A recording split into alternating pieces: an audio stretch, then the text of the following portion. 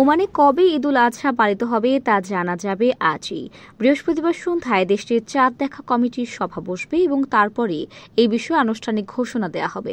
জানা গেছে, ওমানের ধর্মমন্ত্রী ড মোহাম্মদ বিন সাইদ আল মামারি বৈঠকে সভাপতিত্ব করবেন। পাশাপাশি ওমানের সকল নাগরিক ও প্রবাসীকেও চাঁদ দেখার পরামর্শ দিয়ে কেউ চাঁদ দেখতে পেলে তা সংশ্লিষ্ট সাব কমিটিকে জানানোর জন্য অনুরোধ করা হয়েছে। ওমান ও সৌদির তরফ থেকে ধারণা করা হচ্ছে আজই চাঁদ দেখার সম্ভাবনা রয়েছে।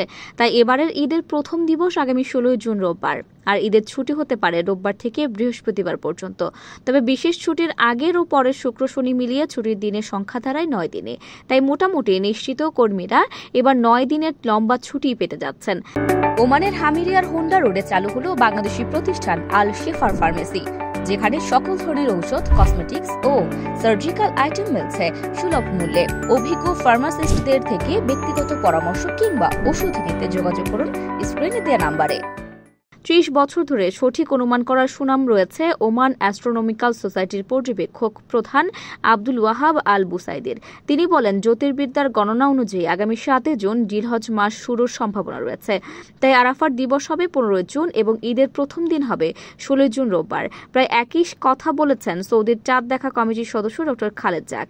এক ভিডিও বার্তায় তিনি 16 জুন ঈদ হবে বলে শক্ত ধারণার কথা জানিয়েছেন। ঈদ উল আজহা মুসলমানদের সবচেয়ে বড় দুটো ধর্মীয় উৎসবের একটি।